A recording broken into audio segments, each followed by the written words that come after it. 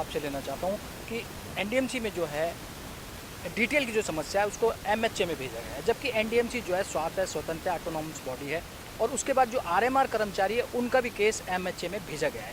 मैं जानना चाहता हूं क्या इस केस को एमएचए में भेजने की ज़रूरत थी, क्योंकि आप बड़े नज़दीक से एनडीएमसी को जानते हैं। मैं जानना चाहता हूं आपसे कि क्या ये केसों को या एनडीएमसी खुद सक्षम थी इनको अंदर से अपने काउंसिल में पास करने की? देखिए, कोई भी काम जब किया जाता है तो उसके पीछे नीयत क्या है ये देखना पड़ता है। इनकी नीयत ये है कि इन्हें ये काम नहीं करना है, आरएमआर को रेगुलर नहीं करना है। डीएलटी जो है, जो 66% है, वो नहीं देना है।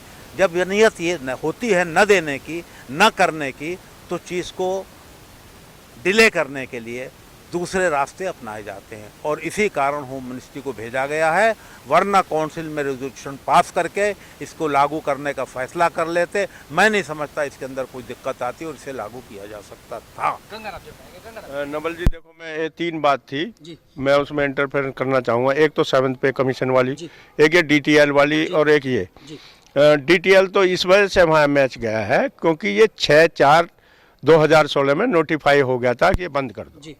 तो वो होम मिनिस्ट्री में तो जाना ही था, लेकिन इनकी नीयत साफ नहीं थी। इन्होंने उसे जो था फाइनेंशियल इम्प्लीकेशन में हमने उसमें सुधार करा था। अपना ड्राफ्ट तुम्हें पता ही है, ड्राफ्ट दिया था हमने, फिर भी इन्होंने फाइनेंशियल इम्प्लीकेशन लगाया उसमें, वो वहाँ गया है।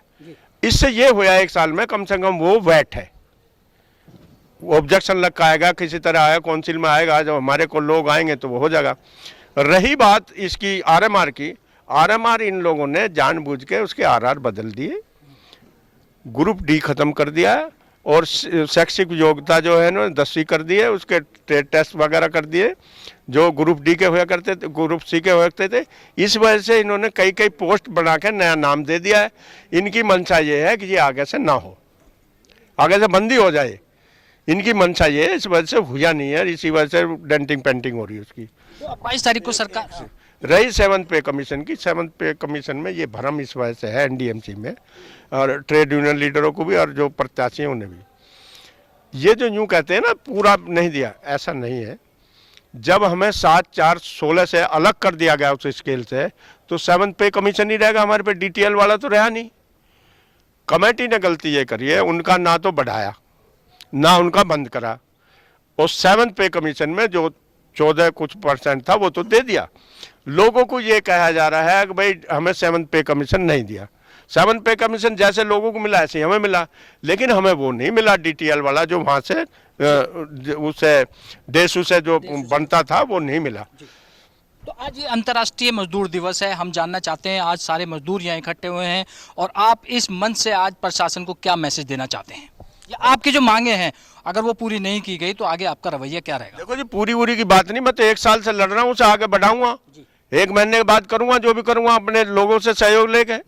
हाँ, और आप चौधरी साहब से बात करिए, इंटक के महामंत्री हैं, संगठन मंत्री हैं इंटक, हाँ, चौधरी जिले सिंह से आप इनसे कोई सवाल पूछिए। चौधरी जिले सिंह जी हमारे साथ हैं। ऋषिपाल जी, ठीक है, सवाल पूछिए। ठीक है सर। पॉलिटिकल सीन न्यूज में आपका स्वागत है। हमारे साथ में है ऋषिपाल जी, इंटक के महामंत्री हैं। ये आज अंतर्राष्ट्रीय मजदूर दिवस जो है तालकोटर इंडोर स्टेडियम में मनाया गया था, और उसी की रूपरेखा रखते हुए यहाँ पर पहुँचे हैं। सर, हम जानना चाहेंगे जो आज आपने मजदूर दिवस मनाया गया, इसकी उपलब्धि और विशेषताएं क्या रही? जो मजदूर दिवस मनाया गया, ये हम जॉइंटली हम इकट्ठा करना चाहते हैं दिल्ली स्टेट के जो कर्मचारी हैं, मजदूर हैं, उनको। उसमें अपनी जो मांग है हमारी, जो केंद्र सरकार या राज्य सरकार, दिल्ली की सरकार या केंद्र सरकार जो मजदूरों के साथ अन्याय कर रही है। ओल्ड पेंशन स्कीम की हमारी डिमांड बहुत पुरानी थी, अलग अलग करके बीजेपी वालों ने भी कहा, कांग्रेस वालों ने भी कहा, आम आदमी ने भी कहा, रेजोल्यूशन पास करा, लेकिन अब मैनिफेस्टो में किसी का ये नहीं है कि हम ओल्ड पेंशन स्कीम को लागू करेंगे। किसी के मैनिफेस्टो में नहीं है।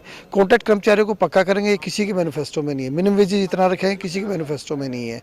तो हमारी तो मजबूरी है कि हम अंतर्राष्ट्रीय श्रम दिवस मनाते हैं, हर साल मनाते हैं, लेकिन इस साल ये लोकसभा का चुनाव था, और उससे पहले काफ़ी हंगामे दिल्ली में हुए हैं, काफ़ी हंगामे ओल्ड पेंशन स्कीम के लिए लाखों लोग यहाँ जंतर मंतर पे और रामना ग्राउंड में इकट्ठे हुए हैं, और वहाँ लोगों ने घोषणा करी है। राहुल गांधी जी ने भी कहा था, कई स्टेट में उन्होंने किया भी था कि हमने मैनिफेस्टो में डाल दिया, लेकिन जो सेंट्रल मैनिफेस्टो है उसमें किसी ने कुछ नहीं डाला। तो हमारा तो ये अंतर्राष्ट्रीय श्रम दिवस हम हर साल तो मनाते ही हैं, लेकिन ये तो हमारा हो सकता है आगे और बड़ा उग्र आंदोलन ले हमारी स्ट्राइक। सर मैं एक सवाल करना चाहूँगा आपसे कि जो आउटसोर्सर्स है, आउटसोर्सर्स का जननी कौन है? किस तरह से आउटसोर्सर्स को बढ़ावा मिल रहा है? कौन सी सरकार इसको बढ़ावा दे रही है? और आउटसोर्सर्स की वजह से परेशानियां मजदूरों को कितनी आ रही है?